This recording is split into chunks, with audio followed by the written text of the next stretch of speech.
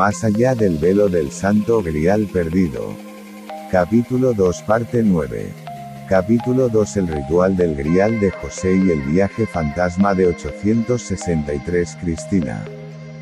Preston Copyright 2023. Scott acusa a los monjes medievales de haber intentado realzar el prestigio de su monasterio estableciendo una fundación antigua y un fundador santo, pero sin éxito, ya que Guillermo es considerado el principal historiador inglés del siglo XII y el hombre más culto de la Europa occidental del siglo XII. Existe una discrepancia, ya que el título de Guillermo, mencionado como De Antiquitate Glastoniensis Ecclesiae por Scott según un artículo en el Journal of Ecclesiastical History, 175, pero en los registros de las bibliotecas bodleianas aparece como De Antiquitate Glastoniensis Ecclesiae, 63, 1126 d. C. En la obra de Scott se ha traducido como la antigua iglesia de Glastonbury, en la que iglesia se escribe con minúscula, aunque tanto el reverendo Lewis como el arzobispo Asher utilizan una C mayúscula para iglesia. El reverendo Lewis tiene la obra de Guillermo como antigüedad de la iglesia de Glaston. Esto es correcto, ya que hay dos genitivos en el título latino de la iglesia y de Glaston de la obra conservada en la biblioteca bodleiana. Scott ha modificado este título a un genitivo de Glastonbury. Estas modificaciones sugieren que se ha intentado ocultar el hecho de que el libro de Guillermo trata sobre los datos históricos concernientes a la iglesia fundada por José de Arimatea y su asamblea de adoradores o sinagoga, no la abadía y su iglesia, el edificio. Scott ha eliminado las fechas que pretendían mostrar qué período de tiempo cubre la obra de Guillermo. 63, 1126 d.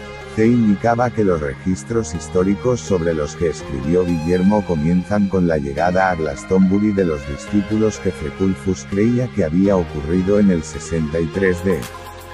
C. La obra de Guillermo trata sobre la antigüedad de la abadía, el edificio, y no en relación con la iglesia fundada por José de Arimatea. Cabe destacar el hecho de que la abadía no pudo haber sido construida antes de la llegada de Agustín de Roma 597 d. C. Etimológicamente, el término iglesia proviene de kuriakon en griego. Ha reemplazado a eclesia, que tenía el significado de una asamblea en el sentido de un cuerpo colectivo de creyentes o institución, al igual que la iglesia de Roma. Guillermo de Malmesbury o Guilhelmus Malmesburiensis, 1090-1143, un monje de ascendencia anglo-normanda, es considerado por consenso el principal historiador inglés del siglo XII, así como el más talentoso desde el venerable Beda. La razón por la que se le llama de Malmesbury es que pasó su vida adulta como monje en la abadía de Malmesbury en Wiltshire, Inglaterra. Tenía conocimiento de cientos de obras, incluyendo la Historia Ecclesiastica Gentis Anglorum, Historia Eclesiástica del pueblo inglés, de Beda, y las utilizó para componer sus propias obras históricas. Se alojó en la abadía de Glastonbury mientras investigaba para el libro publicado alrededor de 1125 o algunos dicen en 1135, que Scott pudo haber alegado que se perdió en el incendio de 1184, pero parece conservarse como De Antiquitate Glastoniensis Ecclesiae, 63, 1126 d. C. En la biblioteca bodleiana. Scott parece ser parte de una facción de incrédulos que afirman que algunas interpolaciones fueron llevadas a cabo por monjes entre 1184 y 1191, o que el libro fue escrito a petición del abad Henry de Blois, el obispo de Winchester, quien, según dicen, tenía una agenda porque era Geoffrey de Monmouth, o que hizo algunas adiciones a la obra de Guillermo en 1144. Relegan al reino de las leyendas la fundación de una iglesia por José de Arimatea y cualquier mención del rey Arturo. Sin embargo, Geoffrey no era tan charlatán como ellos están insinuando. Era un clérigo británico de alta reputación. Su nombre indica que era de Monmouth en Gales, y es mejor conocido por su crónica Historia Regum Britanniae, Historia de los Reyes de Bretaña. Solo escribió en latín y el título del libro era Historia Regum Britanniae. Se dice que Geoffrey fue una figura importante en el desarrollo de la historiografía británica, pero debido a haber reportado detalles sobre el rey Arturo, es blanco de ataques de personas que intentan empañar su credibilidad como historiador, diciendo que se le considera históricamente poco fiable, aunque fue un buen historiador para su época. Algunos testimonios antiguos estaban en conflicto, algunos afirmando que José de Arimatea y los discípulos viajaron en un barco desde Judea a Bretaña en el 63 d.C., y otros que habían llegado a Francia en el 35 d.C. y a Bretaña en el 37 d.C. Los historiadores que afirman que los discípulos llegaron a Bretaña en el 37 d.C. son Gildas el Sabio, Albinus, el Venerable Beda, Rábano Mauro, Eusebio, el Pobre Virgilio y el Cardenal César Baronio. La Enciclopedia Católica alude a dos viajes con una afirmación de que Arimatea regresó a Bretaña alrededor del año 63 d.C. como uno de los primeros misioneros cristianos en visitar el país y que llevó consigo el Grial. Parecen ignorar que, según los datos recopilados por el cardenal Baronio, el viaje ocurrió en el 35 d.C. y José llegó a Bretaña en el 37 d.C. Además, los discípulos no abandonaron Bretaña después de su llegada en el 37 d.C., y María Magdalena tampoco abandonó Francia. Baronio registró de los hechos de María Magdalena y sus compañeros que algunos judíos, en su odio, habían colocado a los discípulos en un barco sin remos ni velas, pero como él estaba en el comercio de estaño, se puede argumentar que José de Arimatea viajaba a menudo de Bretaña a Cesarea y era propietario de barcos. El reverendo Lionel Lewis expone que la fecha más temprana del 37 d.C.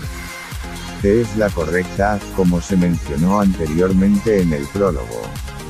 Muchos investigadores en tiempos modernos han obtenido la fecha del 63 d.C. de Guillermo de Malmesbury, quien la obtuvo de Freculfus, un obispo carolingio de Lisieux, c. 811-845, autor de Historiarum Libri XII.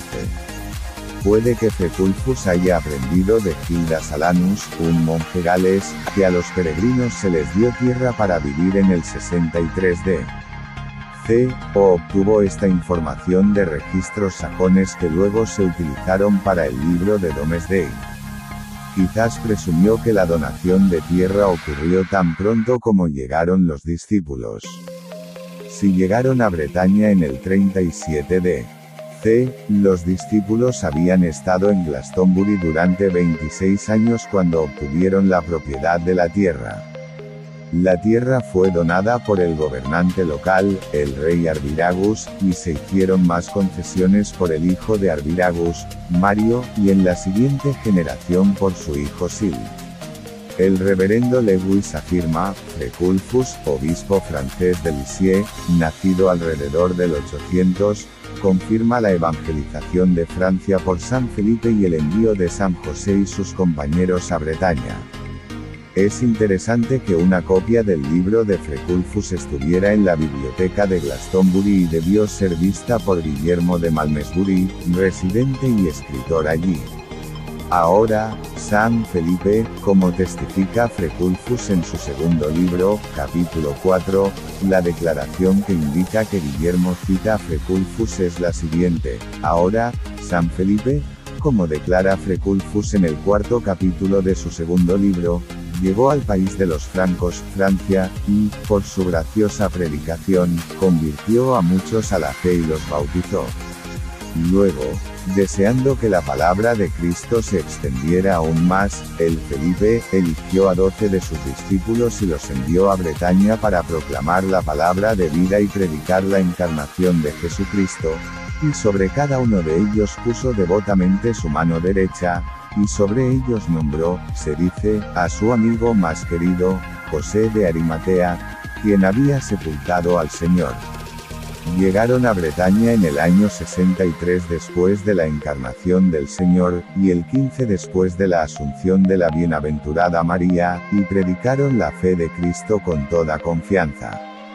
San Felipe Apóstol llegó con una multitud de discípulos a Francia y envió a 12 de ellos a predicar en Bretaña, y estos, por la guía de una visión angélica, construyeron aquella capilla que después el Hijo de Dios dedicó en honor de su madre, y a estos 12, 3 reyes, aunque paganos, concedieron para su sustento 12 porciones de tierra.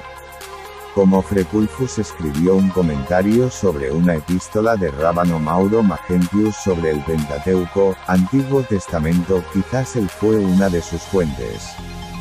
Rábano Mauro fue un monje benedictino franco y un teólogo muy erudito que creó una enciclopedia y había estudiado runas. Mauro fue arzobispo de Maguncia en Francia. Lo que Freculfus informó sobre Felipe fue expresado por Isidoro, el arzobispo de Sevilla, siguiendo los pasos del reverendo Lewis. Es mi convicción de que solo hubo un viaje con el propósito de predicar la doctrina de Cristo, que José de Arimatea llegó en la sorprendente fecha temprana del 37 d. C, y que en menos de 5 años los discípulos predicaron lo suficiente como para alarmar a los romanos. José de Arimatea fundó una iglesia de Cristo en Avalon. 26 años después se les concedió tierra allí. El libro de Domesday fue publicado en 1088 a partir de registros sajones existentes y probablemente romanos, como explica Robert Muchemblet.